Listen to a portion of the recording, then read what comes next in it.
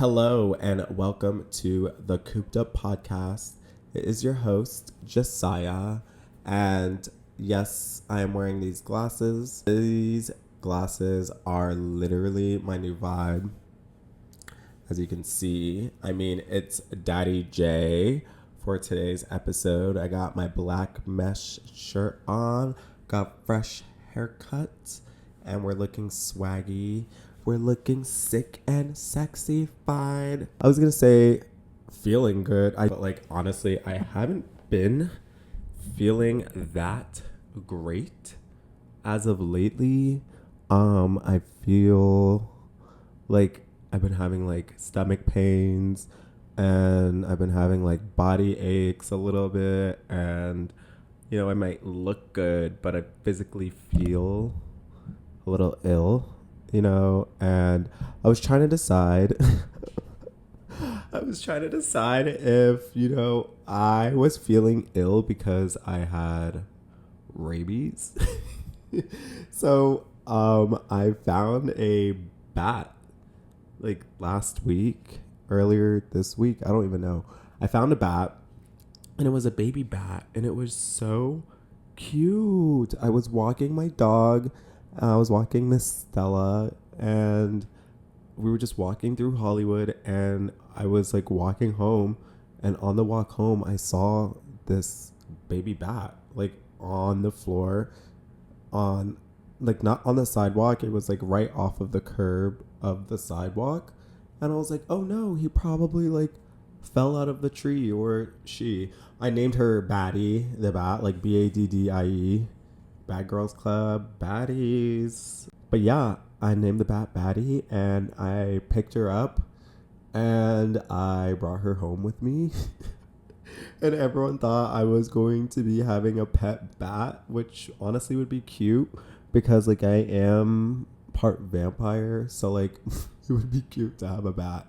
But I was calling all of these animal rescue, animal shelters, and nobody was picking up. And I'm sorry, but living in LA, I'm not going to be driving all the way across the town for 45 minutes just to find out that the animal shelter is closed. I kept the bat. I had to find animal shelters, and I went about my day with the bat in a box on my balcony. And by the time I got home, she died, and it was kind of upsetting, but I had to dispose of the bat, which was very sad because I really was trying to find an animal shelter.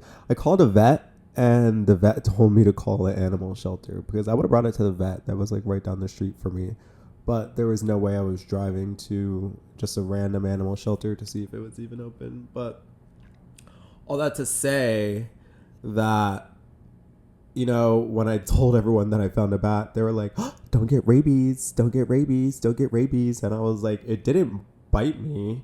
I picked it up. I took my shirt off that I was wearing, and I picked it up, and I carried it home in my shirt, and I'm pretty sure it didn't bite me. But because I was feeling a little sick, I was like, oh my God, maybe it did bite me. Maybe it scratched me. Maybe I do have rabies. What? And so I've been literally WebMDing rabies symptoms and how you can get rabies. When I posted it on TikTok, immediately everybody was like, you have rabies. Even though the bat didn't bite me, everyone's like, you have rabies. Go get tested for it. Post Phenaflix. I don't know. Something weird like that. But I don't think I have rabies. I think it was just more so, I don't know, maybe I got COVID from picking up the bat. Maybe I should get tested for rabies. I'm really not sure. But I've been going out a lot, so I feel like that might also have an effect on how I'm feeling because it's funny because I used to go out so much, and I feel like I tell people all the time, especially with meeting new people, I'm like, oh my God, I used to be a party animal. I used to go out all the time. But now every time people are like, let's go out, I'm like, I don't want to. I don't prefer drinking. I think that, when I was in a fraternity and bartending, like I had copious amounts of alcohol to the point where like now anytime a drink is put in front of me, I'm like, I'm going to be drunk because I can't have one sip because like I can't have one drink because it's not something that I want. I don't want just one drink of something. I need like 8 because I'm not having unnecessary calories. But I've been meeting a lot of people and making new friends, and it's been everyone's birthday. I mean, it's summer and we're supposed to be outside and we're supposed to be having a good time. But she's Louise. I cannot keep going out for all of these birthdays. I think I had a birthday to attend for the whole month of July, each weekend. And I think each week, like, there's been 2 birthdays back to back. I have another birthday that I have to go to this weekend. And I'm literally like, oh, you guys, I was like, I can't keep drinking because it just does horrible things to my body. When I drink, I can feel it the next day. And I'm not saying I can feel it the next day as in like I'm hungover, I can feel it. Although it does depend on how much I have to drink. But when I say I can feel it, I mean like I can literally, like I feel like I can like feel it like in my sides. Like I can feel the alcohol just sitting there and it doesn't feel good. Like, and then I can't even go to the gym. And I'm just like, this feels gross. Then I'm going to have to go to like hot yoga or gotta sit in a sauna.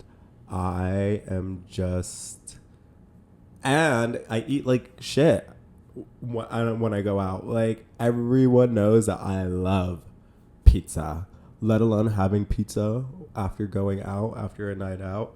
I think I've had maybe 4 slices of pizza last week in itself. Saying that I've had 4 slices of pizza last week sounds crazy. Like, in a terms of like 4 slices of pizza is not a lot in a week.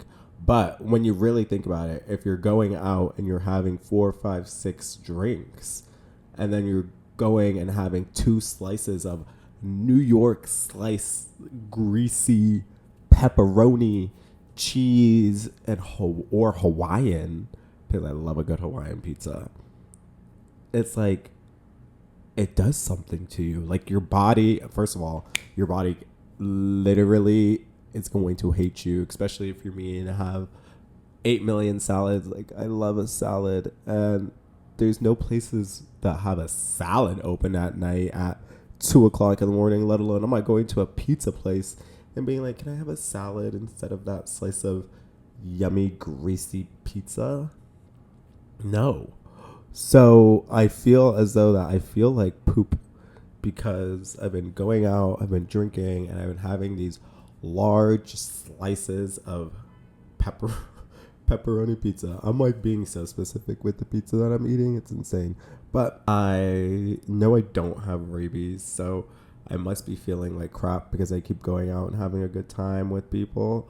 But sucks is that, I am trying to make friends, okay?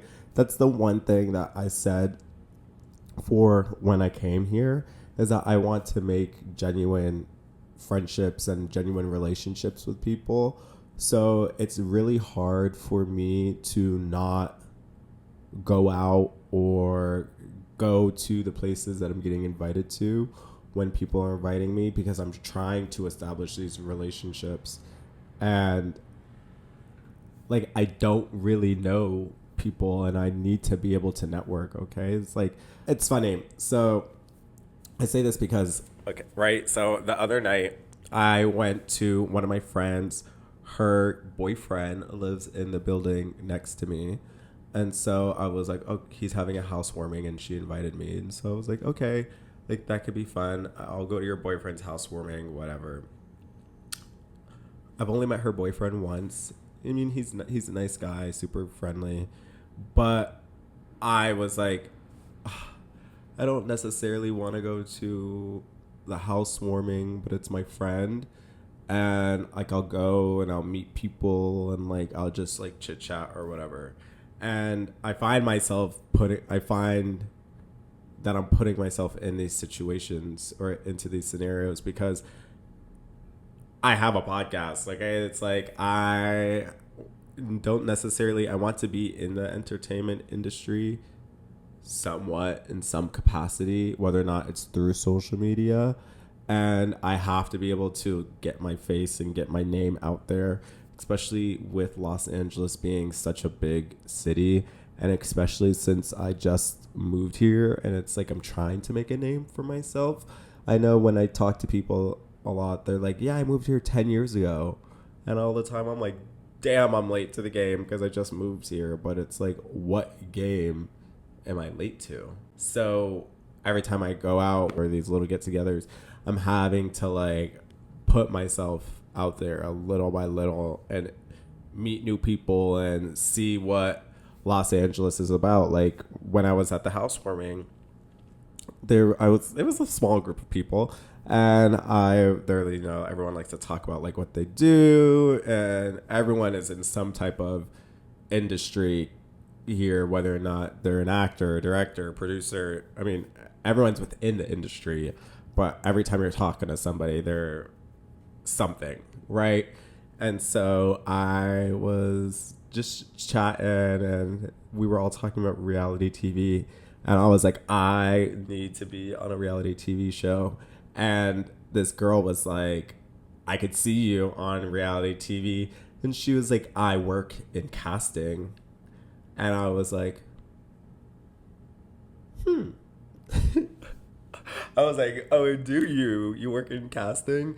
And I told her about how I had the potential to be casted for 90 Day Fiance, but like that was a whole thing that I'm still trying to work on. And she was like, oh, she's like, if there's a specific show that you want to be on, like let me know. Like I can like kind of put your name out there. And it's funny because I'm like, yes, yes, yes, like please, like literally do it. But I feel like people say these things like you have to take it with a grain of salt because it's also kind of just like people kind of like flexing like what they do. They're like, oh yeah, like I work in casting. And it's like, are you actually going to like put my name out there? But if I'm able to establish these relationships with people and network, maybe one day someone will actually put my name out there or help me with whatever I'm trying to achieve, right? Like there was another girl in the group and she was a publicist, and we were just talking about, my whole brand as a whole and like the directions of where I can go into. And I find that to be so beneficial because I'm trying to, like I said, I'm trying to break into a space that I am not necessarily familiar with, or people don't necessarily know me. And I don't know how to do this. Like there are people who have been in the industry and know what they're doing. And if I can get little bits of information and tips from them when I'm at a party, then like so be it. And so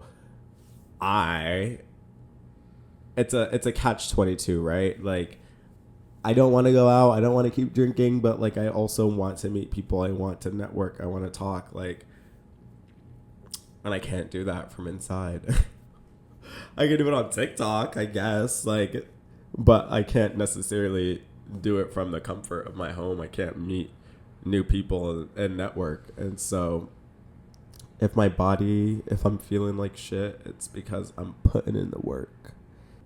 Oh my God. So I posted it on my Instagram story earlier this week, and I had gone out on Wednesday with one of my friends, WeHo Wednesday, and we did like a whole thing. So we went to Malibu, we were at the beach, and I like to go to this specific beach in Malibu because it is like so breathtakingly aesthetic and just beautiful, and just like it just reminds me of like a locals beach. Like tourists aren't going there, and as someone who grew up in Florida, like I love a good beach that tourists will not be at. I remember growing up, there was a beach that I used to go to all the time. Like I would skip school and go to that beach, or all my friends, we would go to that beach all the time. And on part of the beach, on the dock, or not the dock, but like the pier, they would always write locals only, which was funny because it was like it was an inlet, and the way the pier would split it is it was kind of like all of like the teenagers and all the young people would go on the left side, and then like all the family and like the tourists and stuff would go on the right side. And so it was like locals only on the left side, and like whoever on the right side. It's like that's the vibe that I like when I'm going to the beach. So I go to this specific beach in Malibu because it's not like going to like Santa Monica or Venice Beach where you're gonna have a whole bunch of tourists, and it's like a beach. Like this beach in Malibu, I feel like I'm at the beach that I was at when I was in Portugal. Like this beach, I can spend hours there. So my friend and I, we went to the beach on Wednesday, and then afterwards I've been trying to do the whole beach to club vibe because like it just brings nostalgia back to me. Like I said, living in Florida, like just being able to go from the beach to like the bar or the club. And so it was WeHo Wednesday. So we went to, instead of going to WeHo right away, we went to Silver Lake, and we went to this bar called Akbar that we haven't been to in a minute. And I will not be going to Akbar again on a Wednesday. That was just not cute. It was not the vibes. I had one drink there, and then we went to WeHo. And WeHo is always an interesting time for WeHo Wednesday. And so we went to our typical place of worship. we went to beaches. So we were at beaches. We were just kikiing. I had like a couple drinks, and I honestly got drunk at beaches. And I feel like when I get a little drunk, I just get a little bit more spicier. Like I feel like I'm already sassy, right? And so when I have drinks, I'm just like sass. So there I was sitting down with my friend. We were talking, we were dancing, whatever. And then to the right of me, I see this Asian guy, and he's talking with this white guy, right? And the white guy clearly is trying to flirt with him. He does not look like he's doing a good job, right? So then to the right of me, sitting next to me, it seems to be the Asian guy's friend. And so I look at his friend, and then I like shake my head, and then he like comes over to me, and he was like, "Oh my God." And I was like, "Your friend does not look comfortable at all." So then we just were like talking, and he was like, "Yeah, that guy's like trying to flirt with him. Like he's the type of white guy to be like, oh, I love Japan. Like I've been to Japan before." And I started giggling with the guy because I was like, "Oh, I've been to Japan too." But I was like, "Your friend's actually kind of cute." So anyway, we're just sitting there, we're talking, and the Asian kid looks visibly uncomfortable. And so I was like, I go to his friend, and I was like, should I just like interrupt it? Like, should I just tell him, like, what should I do?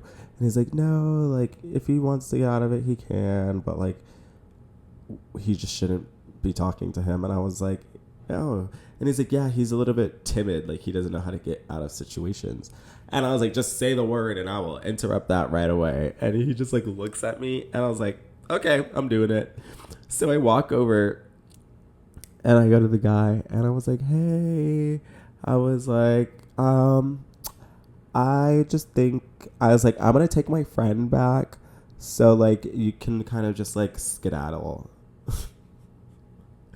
And he looks at me, and he was like, what? And I was like, yeah, just like skedaddle. Like, I'm going to take my friend, and we're going to dance and like whatever.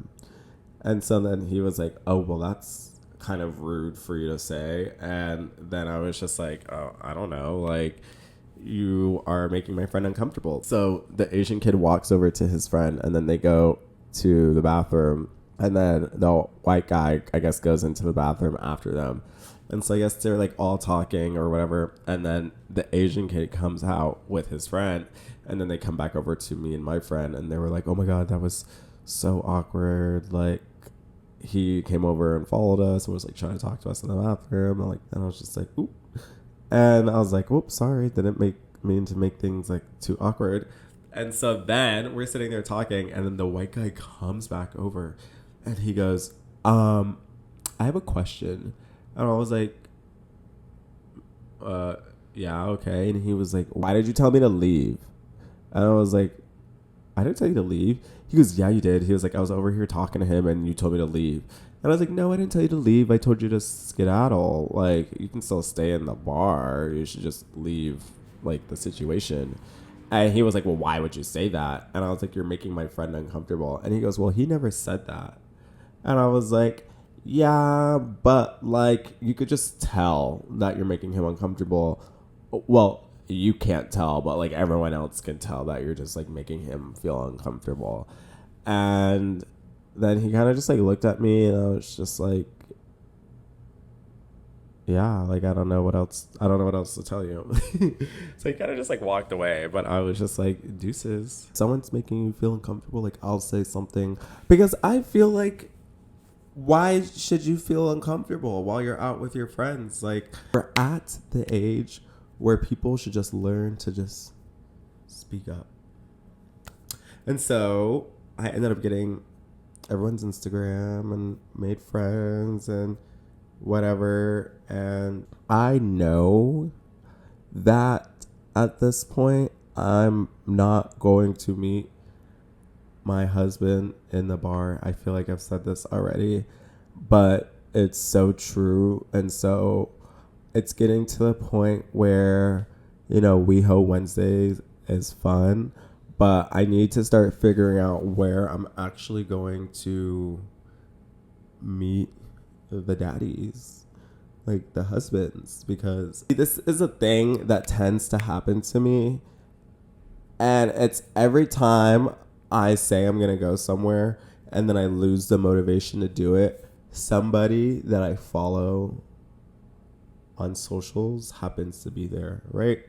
So last Friday, I was going to go to Coop'd Up in West Hollywood, and I was just like, you know, I was going to ask one of my friends to go, and then I just wasn't feeling the vibe as to when it was time for me to go. Well, also their happy hour is between 5 to 6. And so that is just like first of all, that's a 1 hour time frame. Second of all, you have to make moves if you're going to go, which means you have to get there before 5, and traffic in LA sucks. So you got to make sure you're going to get there before 5, park or Uber, whatever. But I wanted to go to Coop'd Up for their happy hour, and I didn't go. And I go, and I'm sitting on my phone on Instagram, and guess who I see at Coop'd Up? Stassiebaby.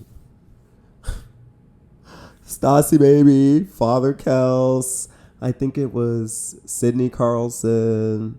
And I'm just like, those are my girls. I'm like, Stassiebaby really would fuck with my vibe, even though she doesn't know who I am.